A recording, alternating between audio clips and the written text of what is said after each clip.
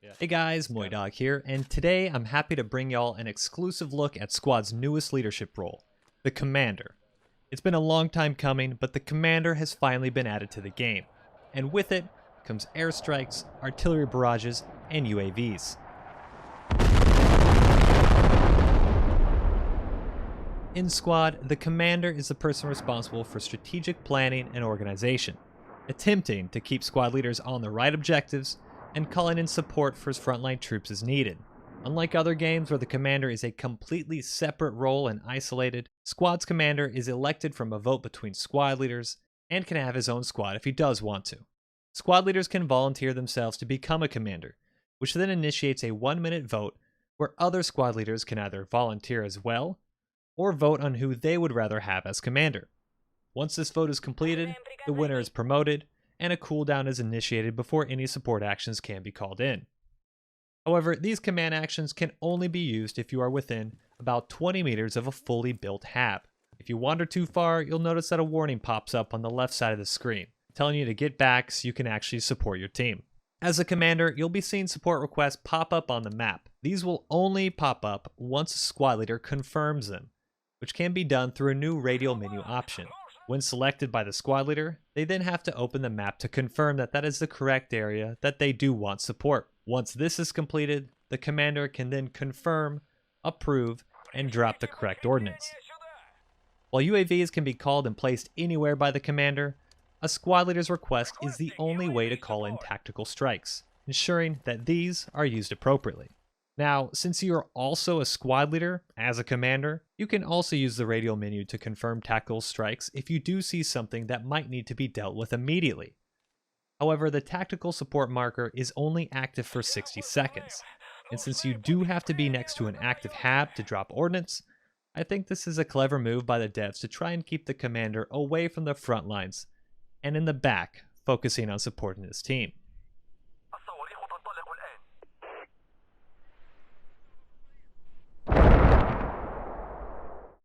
The columns themselves vary depending on the faction. For all conventional forces, meaning the US, UK, Canada, and Russia, they receive a UAV reconnaissance drone. Blue 4 factions receive the MQ-9, what the majority of y'all might think when you hear the word UAV. The Russians, on the other hand, receive the Pchela 1T. Functionally speaking, there is no difference between the two apart from visibility. Both UAVs can be adjusted from a 200 meter diameter up to 500 meters. As you can see, the MQ-9 is huge in comparison to the Pchela, making it much more obvious that the drone is active. Once you do select the area, you'll hear an audio cue that the UAV is on the way, as well as another one to indicate the UAV is currently in the area. Once a sortie is complete, a final audio cue plays. Once operational, the commander can open his command map and click the UAV icon, allowing him to enter the UAV camera itself. Although the conventional faction UAV's flight path cannot be controlled, you have full control of the camera, allowing you to move and adjust as necessary, including zooming and even stabilizing on a target once found. Access to the radial menu also allows for dropping extremely accurate markers, helping the team with critical intel while the drone is airborne. Unconventional forces receive a handheld drone. Once active, you can swap to the mobile phone that allows you to enter and exit the drone as you wish, with the controls feeling like that of the admin cam. Compared to the conventional drones, you don't have nearly as much zoom, there's no stabilization, and it is extremely loud. Additionally, it is a handheld drone, so watch where you fly it. Hitting it against something will crash it and put it out of operation. However, it does appear that the drone itself has a hitbox, which makes me think we could grab a sapper, throw on some explosives, and go take out some enemy vehicles. Now, apart from the intel gathering UAVs, conventional forces also receive two types of indirect fire through a 155mm artillery barrage, both static and creeping. 2 ranging shots are fired, which is immediately followed by a minute-long barrage.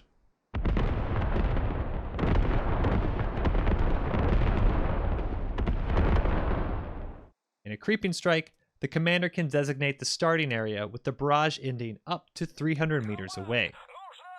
Both strikes do an incredible amount of damage. For test purposes, I built a fully functional FOB, including indirect fire shelter, couple weapon emplacements and sandbags, and threw in a vehicle in the back. Let's say the tank was trying to repair.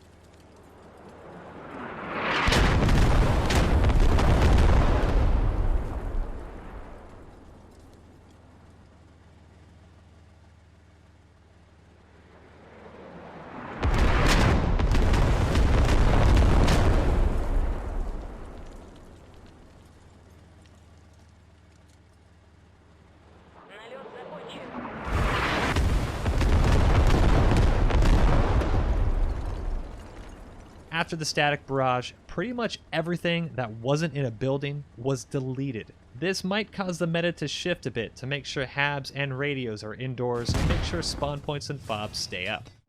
Now, instead of artillery, unconventional forces receive a mortar barrage.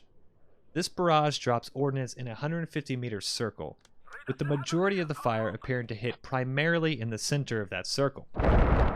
Although it doesn't do nearly as much damage as the 155mm conventional artillery, it doesn't have the two ranging shots, making it much easier to catch enemy out in the open.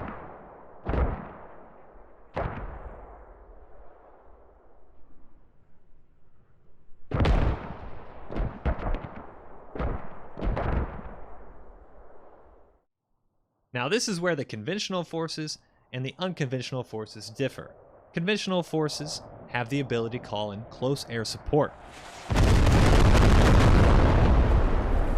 The Su-25 Grach for the Russians and the A-10 Warthog for the Americans, British, and Canadians. These call-ins not only drop ordnance, but also deploy an actual model that you can hear and see on the map as they complete their mission. Being able to not just see the A-10 cannon fire on the ground, but then look up to see the smoke trail and the jet fly away is awesome.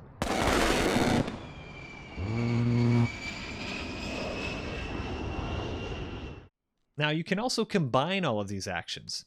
If let's say a squad leader reported that they heard or saw a tank somewhere near the overpass on Talil outskirts.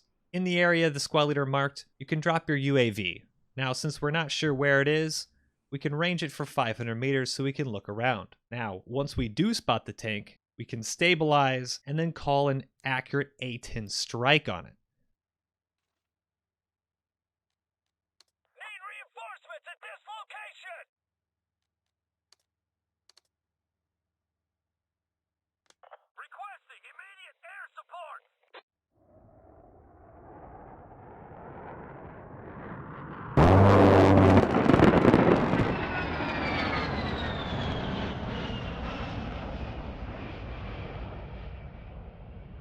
Mission complete. Returning to base. This type of functionality is absolutely amazing, and I really like how it has been implemented into the game. And as you can see, it can be extremely effective, knocking the tank down to basically no health. Although most would want an A-10 or Su-25 to completely delete a tank, I think that taking it down to 20% while also completely tracking it is a really nice balance, as it effectively takes the tank out of the fight when you include track repair time, the time it takes to return to base to fully repair the hull, and the chance for infantry or your other friendly armor to mop it up. Having insta-kill tank abilities would be a little overpowered.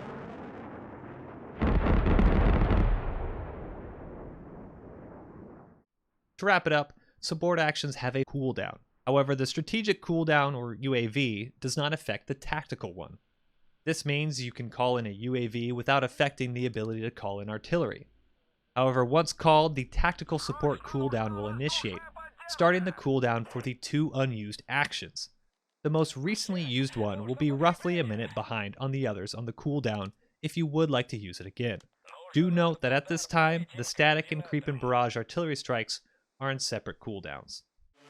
As a whole, I think this implementation of the commander feels really good. I will admit, it was a little confusing at first to figure out how to actually use the support functions and how you can work with squad leaders and the commander themselves, but once you start getting the hang of it, it flows really well. I am really excited to see these in full 80-player and eventually 100-player matches, because even just in the training range, just a handful of people out playing around in the playtest servers, these call-ins are amazing.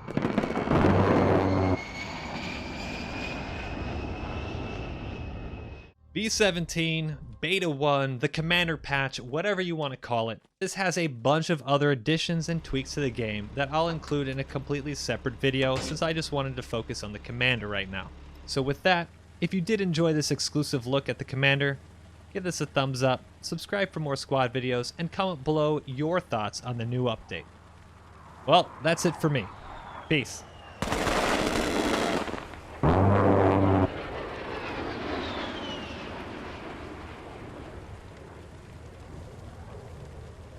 Attack complete. RTB.